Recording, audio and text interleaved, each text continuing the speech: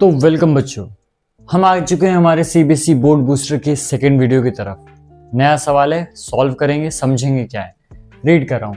When hydrogen sulfide gas is passed through a blue solution of copper sulfate, a black precipitate of copper sulfide is obtained and the sulfuric acid so formed remain in the solution. The reaction is an example of। धीरे धीरे क्या करेंगे, hydrogen sulphide gas को मैं mark करता हूँ कि हाँ ये खैर ठीक है, मैंने इस गैस के बारे में पढ़ा नहीं है, कोई दिक्कत नहीं। आगे देखते हैं। कॉपर सल्फेट का ब्लू सॉल्यूशन पढ़ा है, ये तो हमने पढ़ा है, ठीक है। ये हमने कहाँ पढ़ा है, याद होना चाहिए आपको, डिस्प्लेसमेंट रिएक्शन में। ब्लैक कलर का प्रेसिपिटेट बना है, लेकिन मुझे बाकी का तो नहीं पता, लेकिन प्रेसिपिटेट मैंने ये वर्ड पढ़ा है। अब मुझे समझना है कि ये किस चीज़ से रिलेटेड होगा। इसके लिए क्लास 9 के फॉर्मूलेस पता होना बहुत ज़्यादा ज़रूरी है आपके लिए।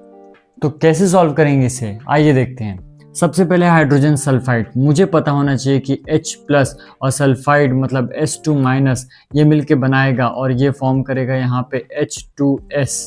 और ये बोल रहा है गैस स्टेट में है, तो ब्रैकेट में मैं लिख देता हूँ G। इसको मैंने पास किया कॉपर सल्फेट के ब्लू सॉल्यूशन में, मतलब CuSO4 जो कि बना किससे है, Cu2+ और SO4 2-, इनसे बना है मेरा ये आयोनिक कंपाउंड। ये एक्वस है, पानी में बोला है सॉल्यूशन है। क्या हो रहा है, उसने बोला वहां पे प्रोडक्ट फॉर्म हुआ कॉपर सल्फाइड। क्या बना है, कॉपर सल्फाइड, मतलब Cu2+ और S2- से बन गया यहाँ पे copper sulphide, that is CuS। और वो प्रेसिपिटेट है, मतलब सॉलिड स्टेट का है। साथ में बना है वहाँ पे sulphuric acid, that is H2SO4।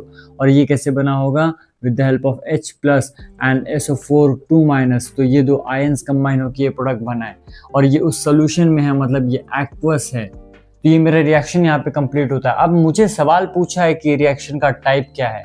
अब मुझे देखना है कि आप देख सकते हो कि यहाँ पे हर एक मेरा रिएक्टेंट और product they are made up of ions, और यहाँ पे बेसिकली एक्सचेंज ऑफ आयंस हो रहा है। मैं सोचूंगा कहाँ पढ़ा है कि बुक में मैंने टाइप्स ऑफ रिएक्शन पढ़ा, उसमें मैंने देखा है कि डबल डिस्प्लेसमेंट रिएक्शन होता है और डबल डिस्प्लेसमेंट रिएक्शन में आयंस का एक्सचेंज होता है। साथ साथ सॉलिड ये बना है, ये प्रेसिपिटेट है, नीचे सेटल होगा, तो प्रेसिपिटेशन रिएक्शन भी इसे बोला जा सकता है। ये भी हमने डिस्प्लेसमेंट रिएक्शन में देखा था।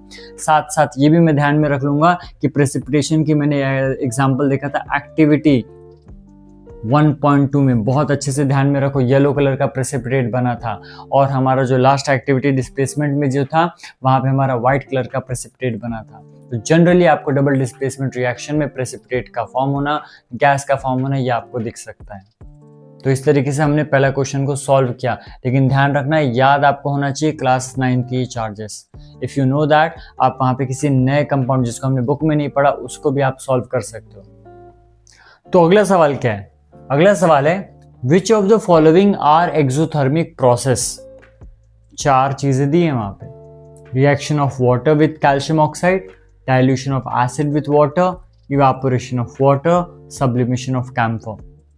अब यहां पे क्या होगा बच्चों के साथ, पहली चीज exothermic, they might be thinking of reaction. हमने पढ़ा है, शायद याद हो कि कैल्शियम ऑक्साइड को पानी में मिलाया था तो वहां पे वो हीट जनरेट किया था। कुछ बच्चे पहले वाले शायद आराम से कर पाए, जो नहीं पढ़ रहे उनका मैं कुछ नहीं कर सकता।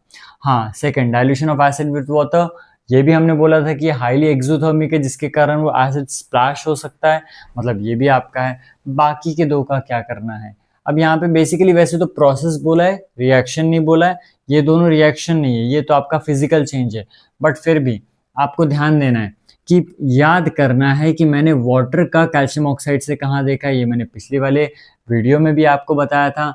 उसके बाद डाइल्यूशन ऑफ एसिड, एसिड का डाइल्यूशन ये भी एक्सोथर्मिक होता है, जब मैंने चैप्टर पढ़ा था तब मैंने ये बात बताई थी।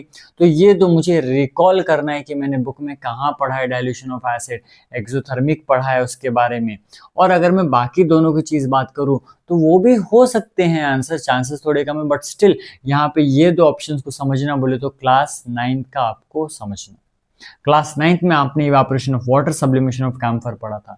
उस समय पढ़ा होगा स्टेट का बदलना, वाटर यहाँ पे लिक्विड से गैस में बदल रहा है, कैम्फर यहाँ पे सॉलिड से डायरेक्टली गैस में बदल रहा है। और ये दोनों प्रोसेस को करने के लिए अपने एनवायरनमेंट से, आसपास से कहीं ना कहीं से एनर्जी अब्सॉर्ब करना है। दैट मीन्स कि ये दोनों प्रोसेस कैसी है, ये है आपकी एंडोथर्मिक प्रोसेस। कैसी है, एंडोथर्मिक प्रोसेस। और ये ऊपर की जो 2 है, ये है आपका एक्सोथर्मिक प्रोसेस। तो यहाँ पे अगर पूछे कि इनमें से कौन सा एक्सोथर्मिक है, तो हम बता पाएंगे कि पहला और दूसरा ही है जो एक्सोथर्मिक है।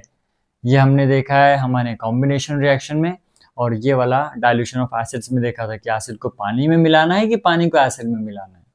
तो ध्यान रखना है, पहले चैप्टर कवर करना है, then forward to this series और फटाफट से और आगे बढ़ो वहां पे।